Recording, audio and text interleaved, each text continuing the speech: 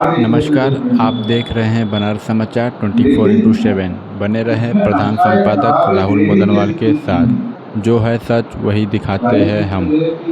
एक दिन की जिलाधिकारी कार्यक्रम अंतर्गत आरोही दुबे को बनाया गया एक दिन का जिलाधिकारी। मिर्ज़ापुर 6 अप्रैल 2026 मिशन शक्ति अभियान 5.0 के द्वितीय चरण अंतर्गत कलेक्टर सभागार में जिलाधिकारी पवन कुमार गंगवार की अध्यक्षता में मिशन शक्ति 5.0 के अंतर्गत मेगा इवेंट हक की बात जिलाधिकारी के साथ एवं एक दिन की जिलाधिकारी कार्यक्रम का आयोजन किया गया।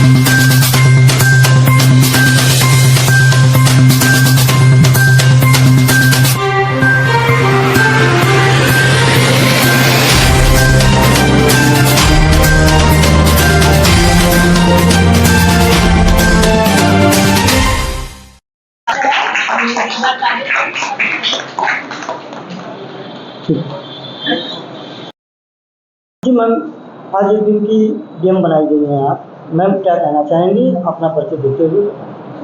मेरा नाम आरोही है। मैं सीखड़ की निवासी हूँ और आज मुझे एक दिन का डीएम बनाया गया है। ये मेरे लिए काफ़ी खुशी की बात है कि ये अवसर मुझे प्रदान किया गया है। और किस तरीके से आपने उसका समाधान? हमारे सामने अभी तक तो मैंने एक स्पेशल मामला जो एक ज़मीन से जुड़ा हुआ था जिसको मैंने सॉल्व किया और यहाँ पे उपस्थित बच्चे और कुछ लोगों ने भी मुझसे कुछ सवाल किए जिसका निवारण मैंने किया। अधिकारी का पद कितना कठिन होता है, कितनी जिम्मेदारी पूर्ण होती है? एक जिलाधिकारी का पद मुझे आज के बाद लग रहा है कि बहुत ज़्यादा रिस्पॉन्सिबिलिटीज़ है जो उसको सॉल्व करनी पड़ती है। उसे कई तरीके के प्रेशर झेलने पड़ते हैं, एक पब्लिक का, दूसरे अपर एडमिनिस्ट्रेटर का, जिसकी वजह से उसे काफ़ी समस्याओं का भी सामना करना पड़ता है। बट एक जिला अधिकारी के रूप में मैं ये समझती हूँ कि वो सरकार और समाज के बीच एक ब्रिज का काम करता है जो दोनों लोगों को आपस में जोड़े रखता है। तो मुझे लगता है कि एक जिला अधिकारी एक अपने पद के रूप में ना रह के वो एक ब्रिज के रूप में काम करता है। अगर वो एक ब्रिज के रूप में काम कर रहा है तो मुझे लगता है कि बहुत अच्छी बात है।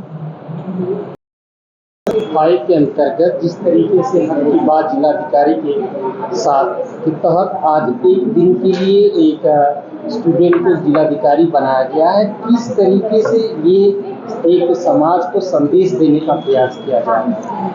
देखिए, बच्चों में आज के बच्चों में सपनों की उड़ान तो है, नो डाउट, लेकिन वो बिल्कुल डिसाइड कई बार नहीं कर पाते हैं कि मुझे किस दिशा में उड़ना है। इससे एक मन में जो स्थायित्व है, एक विजन क्रिएट होता है। जैसे अभी इस बच्ची ने बताया कि यहाँ बैठ के मुझे लगा कि ये पद कितना महत्वपूर्ण है और जनता से कितना करीब है और जनता से या किसी के कष्ट को हर लेने का या एक तरह से इनकी एक दिशा निर्धारित हुई कि जिलाधिकारी बनके हम कितने बड़े और कैसा अच्छा काम कर सकते हैं। हम लोग तो अपने बचपन में या कमोवेश यही सोचते हैं यदि होता कि नरेश में, ये कल्पना रहती है। लेकिन उस नरेश को क्या केवल जैसे उसमें है कविता में ना, केवल एक विलासिता के जीवन की तरफ ही है, बट यहाँ बैठने के बाद इनको एहसास हुआ कि ये पद केवल ग्लैमर का नहीं है, ये पद जिम्मेदारियों का है और ये पद है जनहित का, लोक कल्याण की भावना से बैठने की। तो ऐसे यदि बच्चों को प्रोत्साहित किया जाता है, आगे उनको अनुभव दिलाया जाता है, तो काफ़ी कुछ वो अपने जीवन में डिसाइड कर सकते हैं। और जिस समय मेरा मानना है कि जैसे हम लोग बचपन में जिन जिन शिक्षक से पढ़े, अगर हम शिक्षा के उस मंच पर खड़े होते हैं तो उनकी सारी चीज़ें याद आती हैं, उनके कैसे पढ़ाने का अंदाज है। ऐसे इन बच्चों को ये बात याद आएगी कि जब हम बैठकर न्याय कर रहे थे तो उस समय कैसा महसूस हो रहा था और हमें अब कैसे करना चाहिए। तो एक ये प्रत्यक्ष अनुभव जैसी चीज़ है और इससे काफ़ी कुछ बच्चों को फ़ायदा होगा, एक पाथ बनाने में, एक विजन बनाने में, एक रास्ता चुनने में। मैम एक छोटा सा प्रश्न था, हक की बात जिलाधिकारी के साथ जिस तरीके से मिशन शक्ति चल रहा है, तो नया सेशन शुरू हुआ, जिस तरीके से सरकार ने भी काफ़ी पाबंदियां लगाई हैं प्राइवेट स्कूलों पर, तो अगर हम मिशन शक्ति बच्चियों के बारे में बात करते, चाहे बच्चों को कोई पार्शियलिटी नहीं, तो इस तरीके से री एडमिशन हो रहा है, किताबें महंगी है, सिलेबस बदल गया, तो कुछ मध्यम और निम्न परिवार की जो फैमिली है अब वो अपने बच्चों को कंटिन्यू करने में असफल है, चाहे वो लड़का हो चाहे लड़की। देखिए एडवाइजरी जारी है, कानून अपनी एक दिशा से चलती है, अपनी एक बंदिशों में चलती है, प्रशासन उसी कानून के आधार पर चलता है। लेकिन अगर ये बात कह दी गई है कि स्कूल भी अपग्रेड किए जा रहे हैं, पाठ्यक्रम भी निश्चित किए जा चुके हैं, लेकिन यदि हम चोरी होते चुपचाप से देख रहे हैं, हम अगर ये हिम्मत नहीं जुटाएंगे, यहाँ चलकर नहीं आएंगे अपनी बात कहने के लिए, तो कैसे निराकरण होगा।